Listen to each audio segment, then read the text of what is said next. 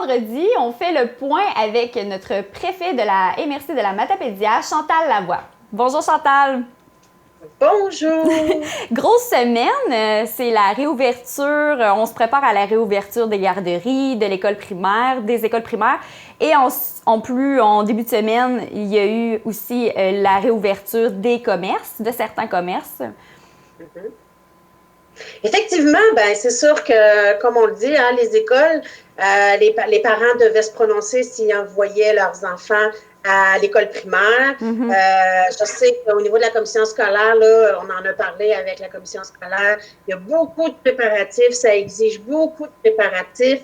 Je pense que les parents doivent quand même rester confiants parce que plusieurs s'inquiètent, hein, on le sait. Mais je peux vous dire une chose, c'est que les gens qui vont travailler dans nos écoles, les gens qui travaillent dans nos écoles, je devrais dire, eux aussi, on s'est partagé ces inquiétudes-là.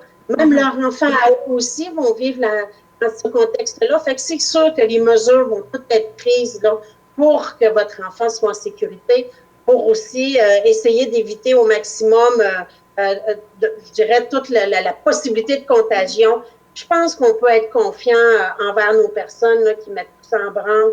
La même chose pour nos garderies, on le sait aussi. C'est vrai que le concept de distanciation pour nos tout-petits, c'est un peu plus complexe, mais je pense que les adultes, là, les gens qui travaillent dans ces milieux-là, vont aussi bien superviser tout ça. Puis oui, avec l'ouverture de certains commerces, effectivement, encore là, beaucoup de gens, on voit là qu'il y a une petite énergie nouvelle là, qui est en train de s'installer. Puis, on ne peut pas faire autrement que toujours rappeler les consignes. C'est toujours ça. Hein? Vous le savez, que ce soit ouvert, que ce soit fermé, les consignes de base, c'est toujours le meilleur outil de protection. On parle de la distance de 2 mètres. Hein? Garder notre distance de 2 mètres. Aussi se laver les mains.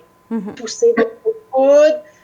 C'est vraiment des choses de base, mais c'est la meilleure protection qu'on a. Puis, je ne sais pas si les gens le savent, mais les rassemblements, entre autres, hein, on parle de commence à faire beau. Aujourd'hui, il fait très beau. On annonce de la neige pour la fin de semaine, mais aujourd'hui, il fait très beau. Les rassemblements, là, on peut même... il y a des amendes qui commencent à être distribuées, dépendamment des régions aussi. Mais c'est une amende là, possible de 1 500 $, un petit peu plus de 1 500 $. Je pense que c'est important de rester prudent, de ne pas créer ces rassemblements-là, de maintenir le 2 mètres de distance, puis tout le monde va bien s'en sortir. C'est important de le rappeler parce que maintenant, je trouve qu'à un moment donné, ça devient mêlant. Exemple, les aînés, on le sait que là, il y a un déconfinement tranquillement et tout, mais ça reste qu'il y a des mesures sanitaires à suivre, des règlements à suivre, puis les amendes, comme vous dites, existent encore, là. Quand on parle des aînés, il y a une différence importante, c'est que les aînés, dans plusieurs résidences pour personnes aînées, justement, les gens ne pouvaient pas sortir du tout ou avaient des heures de sortie ou c'était très strict.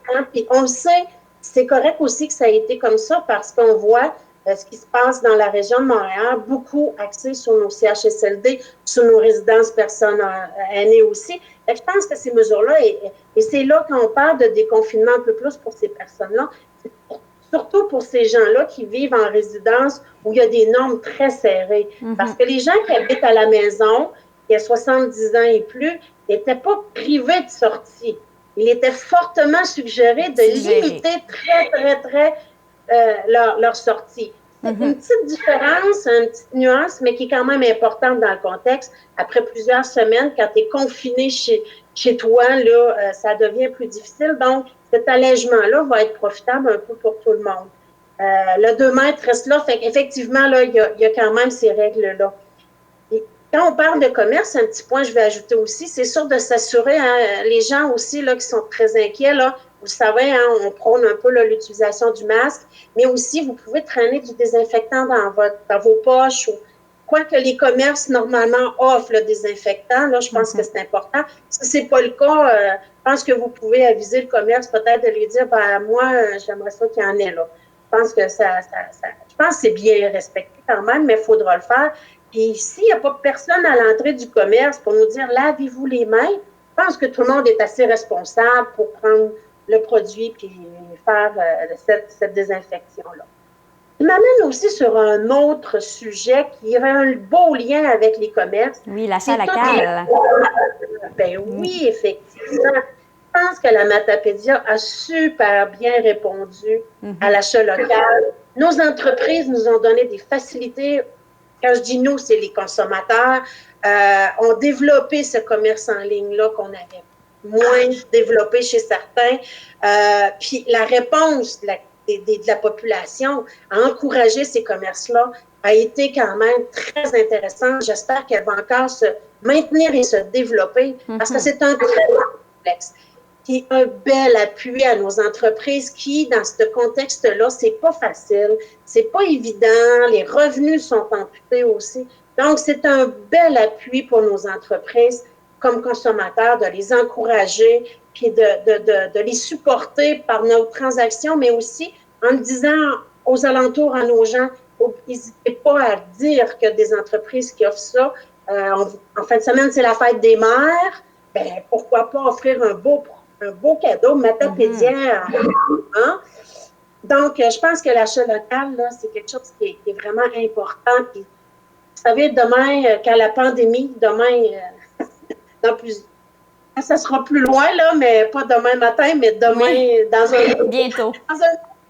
Espérons plutôt pas trop loin. Et c'est avec nos entreprises qu'on va continuer de vivre aussi après cette pandémie-là. Et si on ne supporte pas bien nos entreprises, ben malheureusement, on risque d'en voir disparaître, puis c'est pas notre souhait à personne. Mais c'est pas parce que les commerces sont réouverts que là, ça va bien financièrement. Il faut pas oublier que... Non, pas du tout. Effectivement, parce qu'encore la consigne, c'est de limiter nos déplacements à des déplacements essentiels. Puis comme on dit, hein, dans une épicerie, quand on fait la file à l'extérieur, il y a une raison. C'est pour respecter la distanciation sociale.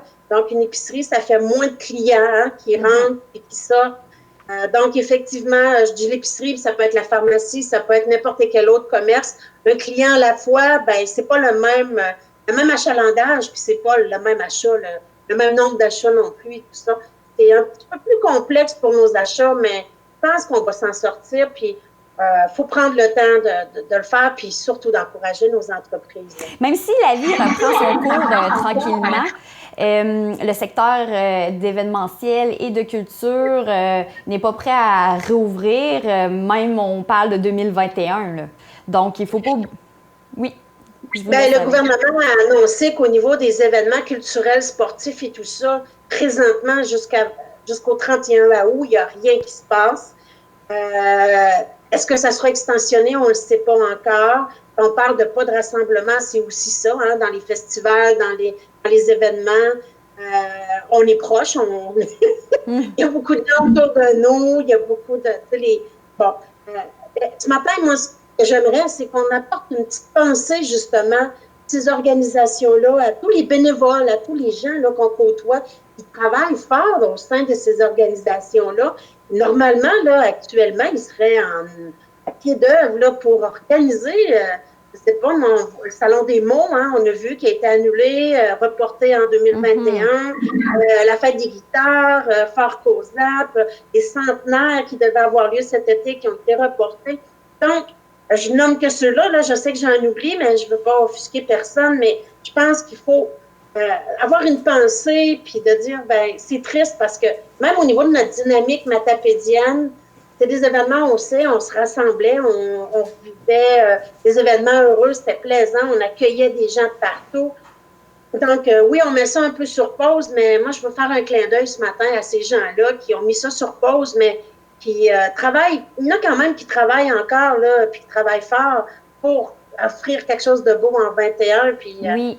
2021 pour certains événements, mais après le 31 août, on verra, mais peut-être que cet automne, il y aura une petite reprise, mais on ne sait pas, on ne peut pas déterminer. Fait que je fais un clin d'œil ce matin à ces gens-là. C'est important, je pense. Oui, vraiment. On avait plusieurs activités qui s'en venaient, mais ça va être remis. Pour 21, on l'espère.